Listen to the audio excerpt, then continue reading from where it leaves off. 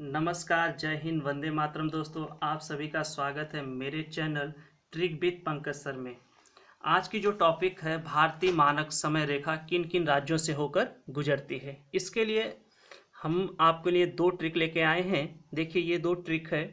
पहली ट्रिक है ऊ आ छम्मा और दूसरी ट्रिक है उमा एसी में उड़ी। तो इन दोनों ट्रिकों को जानने से पहले हम जान लेते हैं तो भारतीय मानक समय रेखा आखिर है क्या।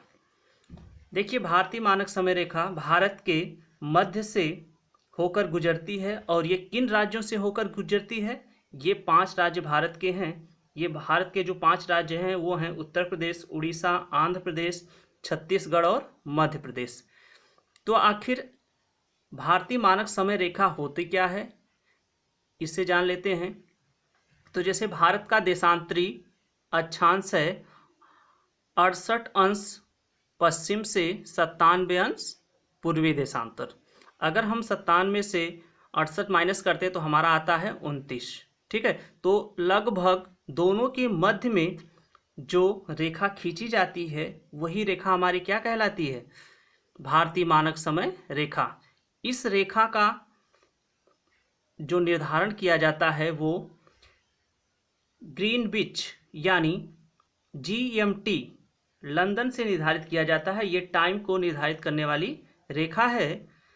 ये ग्रीनविच से भारत का जो टाइम है लगभग 5.5 घंटे आगे है। तो ये रेखा भारत के मध्य से होकर गुजरती है, इसलिए इसे भारतीय मानक समय रेखा कहा जाता है। देखिए, भारत में जो 82.5 अंश IST इंडियन स्टैंडर्ड टाइम है, ये उत्तर से दक्षिण, इससे 82.5 अंश, देखिए 82.5 अंश IST इंडियन स्टैंडर्ड टाइम और 0 अंश GMT जिसे हम कहते हैं प्रधान देशांतर रेखा या ग्रीनविच मीन टाइम। ठीक है, तो ये भारत के लगभग 5.5 घंटे आगे है। कहाँ का? इंग्लैंड यानी लंदन का समय भारत से लगभग भारत 5.5 घंटे आगे है। देखिए, महत्वपूर्ण तथ्य में हमने निर्धारित किया है विश्व में कुल 24 जोन टाइम है। भारतीय मानक समय ग्रीनविच समय से कितना आगे है? तो वो 5.5 घंटे आगे है।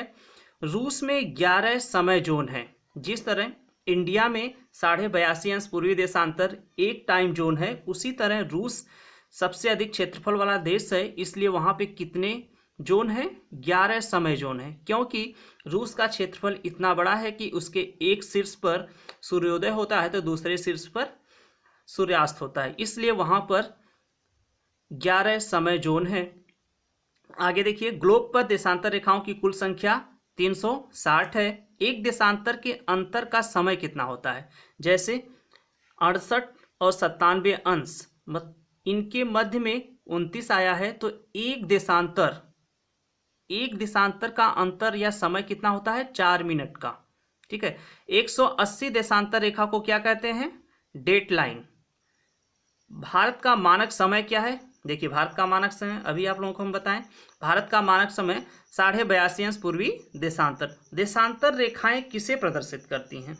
देशांतर रेखाएं किसे प्रदर्शित करती हैं? किसका बोध कराती हैं? तो देशांतर जो रेखाएं होती हैं वो समय और तिथि को बताती हैं। भारत का मानक समय कहाँ से लिया गया है?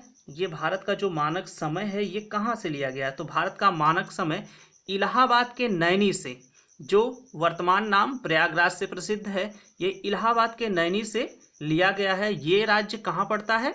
उत्तर प्रदेश में। तो भारत का मानक समय 82.5 अंश पूर्वी देशांतर है।